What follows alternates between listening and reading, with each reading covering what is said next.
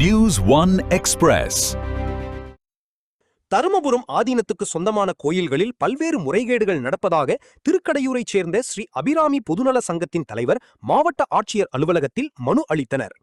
மயிலாடுதுறை மாவட்டத்தில் உள்ள தருமபுரம் ஆதீனத்துக்கு சொந்தமான கோயில்களில் பல்வேறு முறைகேடுகள் நடப்பதாகவும் இதுகுறித்து உரிய சட்ட நடவடிக்கை எடுக்க வலியுறுத்தி திருக்கடையூரைச் சேர்ந்த ஸ்ரீ அபிராமி பொதுநல சங்கத்தின் தலைவர் அமிர்த விஜயகுமார் தமிழக முதலமைச்சர் நீதிமன்ற பதிவாளர்களுக்கு பொதுநல புகார் மனு அனுப்பியுள்ளார்.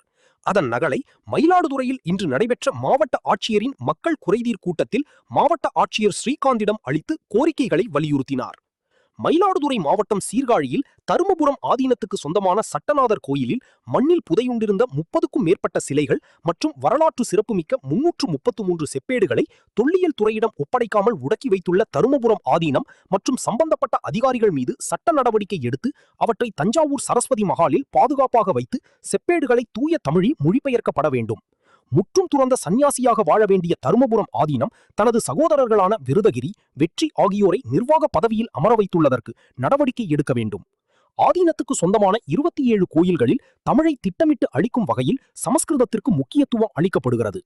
இக்கோயில்களில் அனைத்து வகையான அர்ச்சனைகள், ஹோமங்கள், பூஜைகள் தமிழில் மட்டுமே செய்யப்பட வேண்டும் என தமிழக அரசும் இந்து சமய அறநிலையத்துறையும் சட்ட உத்தரவு பிறப்பிக்க வேண்டும்.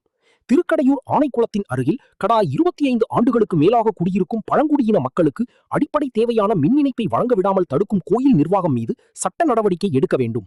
திருக்கடவூரில் ஊராட்சிக்கு சொந்தமான இடங்கள் ஆக்கிரமிக்கப்பட்டுள்ளதை மீட்டெடுத்து அங்கு அரசு பொது மருத்துவமனை, விளையாட்டு மைதானங்கள், அரசு நூலகம், சிறுவர் பூங்கா உள்ளிட்டவற்றை அமைக்க வேண்டும்.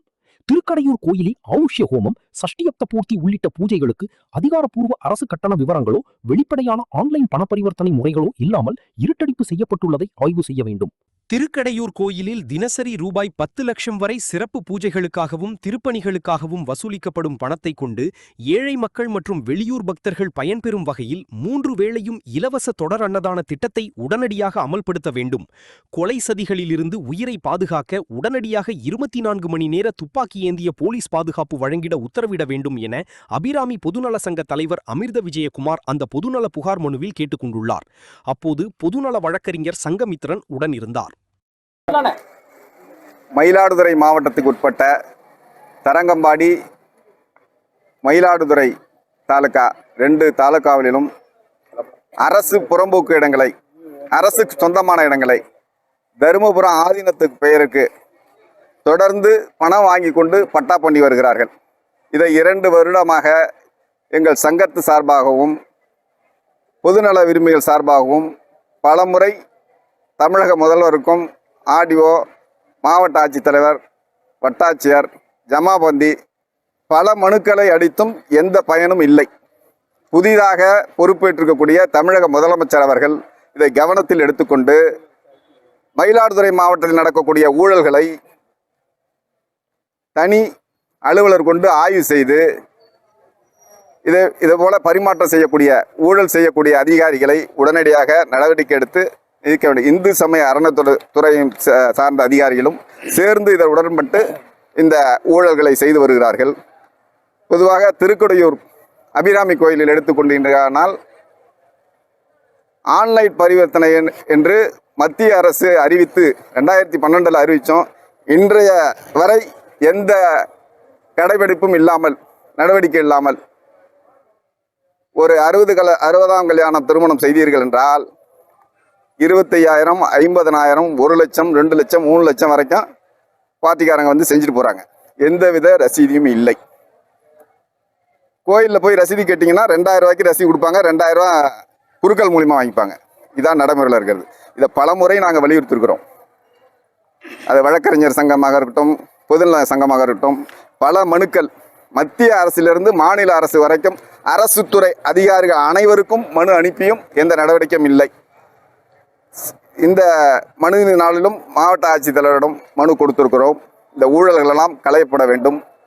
அரசு புறம்போக்கு இடங்களை, பூங்காக்கள், அரசு ஆஸ்பத்திரி, விளையாட்டு மைதானம் இது போன்ற நிகழ்வுகளுக்கு அரசு எடுத்து ஒப்படைக்க வேண்டும் என்பது எங்களுடைய கோரிக்கை.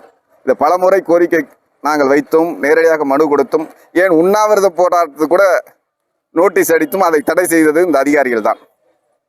இதேபோல எந்தவித நடவடிக்கையும் எடுக்காமல் மயிலாடுதுறை மாவட்டத்தில் உள்ள அதிகாரிகள் ஏன் தருமபுரம் ஆதீனத்திற்கு இவ்வளவு சப்போர்ட் செய்கிறார்கள் என்பது தெரியவில்லை.